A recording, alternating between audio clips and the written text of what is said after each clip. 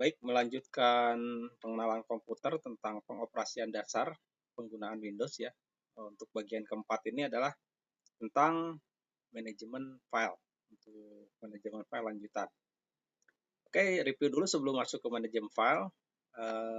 Jadi yang dimaksud dengan Windows ini adalah merupakan sistem operasi komputer ya. Jadi Windows adalah sistem operasi komputer yang diciptakan oleh perusahaan Microsoft, di mana versi Windows ini mulai dari versi Windows 31, Windows 95, 98, XP, ME, 7, 8, sampai sekarang versi yang terbaru adalah Windows 10 ya, versi terbarunya. Mungkin kedepannya Microsoft akan menciptakan Windows yang terbaru.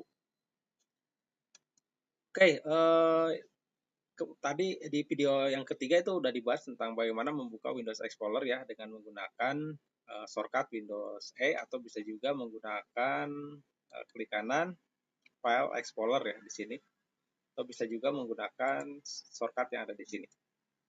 Nah, nanti akan masuk ke Windows Explorer. Nah, kita mengenal dulu bagian-bagian Windows Explorer ya seperti ini. Nah, jadi yang pertama di sini ada directory. Yang paling atas di sini ada directory ya, seperti ini directory itu.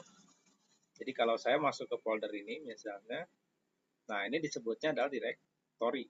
G video tutorial ini directory. Directory itu adalah lokasi atau tempat penyimpanan file. Seperti itu. Kalau kita masuk lagi ke sini, ini direktorinya akan masuk lagi ke sub foldernya. Seperti itu. Sehingga gambarannya seperti ini untuk direktori ini. Ya, jadi ada partisi hard disk, kemudian nanti ada direktorinya, folder, subfolder, kemudian ada file. Nah, di dalam file itu jenisnya macam-macam. Ada file dokumen, docx, lsx, pptx, pdf, jpeg, png, dan lain sebagainya. Jadi intinya di Windows Explorer ini kita harus bagaimana memanajemen file. Nah, masuk ke hal teknis bagaimana untuk memanajemen file. Contoh misalnya saya di sini masuk ke direktori data ya. Kemudian nanti saya masuk ke folder latihan komputer.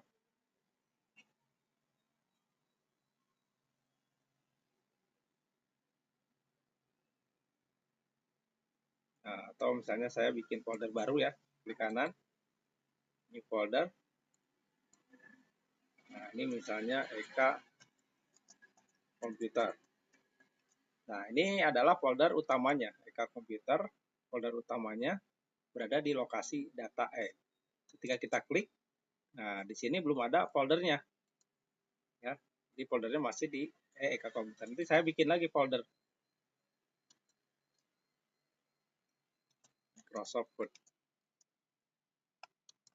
Kita akses di sini, nah nanti ada subfolder. Nah, di dalam subfolder ini nanti kita kopikan file. Misalnya saya mengcopy file yang di sini.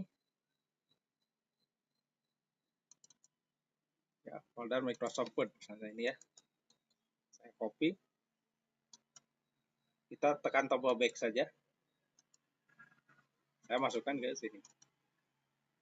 Jadi di folder Microsoft Word ini sudah terdapat file yang akan kita akses seperti itu. Nah, itu yang dimaksud dengan directory. Nah, directory ini berada di partisi. Partisi komputer saya sendiri ada C, ada D, sama ada E. Sedangkan untuk SSD ini merupakan flash disk seperti itu. Nah, jadi kesimpulannya di materi manajemen file ini kita bisa membuat, mengcopy, kemudian menghapus file. Nah, langkah selanjutnya saya menghapus file ya. Menghapus file yang tadi saya masuk lagi ke direktori data. Kemudian saya cari di sini. Nah, ya, cara cepat mencari folder gitu aja. Tinggal simpan folder di sembarang, tekan E. Nah, ini ya. Nah, ini saya hapus misalnya Ctrl A ya. Delete. Nah, setelah file ini terhapus, sebenarnya file ini masih ada di komputer, yaitu ada di Recycle Bin ya. Jadi tidak langsung dihapus seperti ini. Nah, Jadi sewaktu-waktu kita akan restorekan bisa saja ya, seperti ini kita restorekan ya, klik kanan, pilih restore. Nah, nanti file itu ada lagi di sini.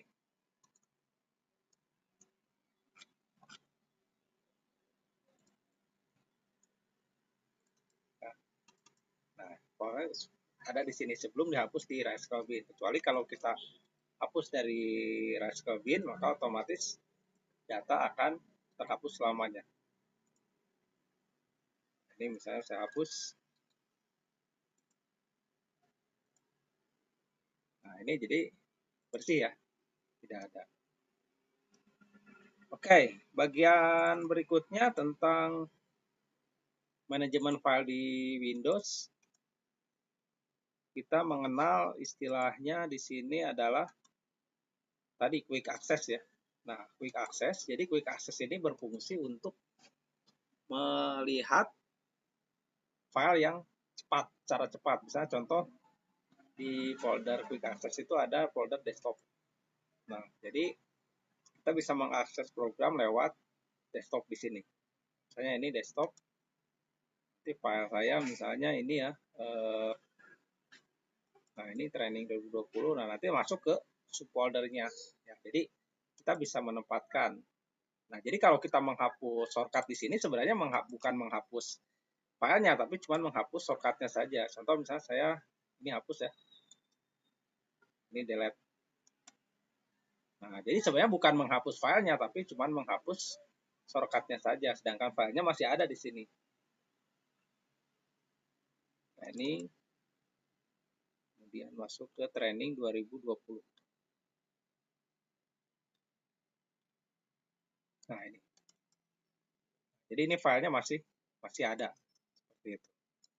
Saya bikin lagi shortcutnya. Klik kanan, send to desktop. Ini sudah ada. Jadi satu folder ini sudah ada di buat shortcut. Seperti itu. Baik, demikian tutorial tambahan berkenaan dengan manajemen file di Windows. Ya. Di tutorial selanjutnya kita akan bahas materi yang lain. Sekian dan terima kasih.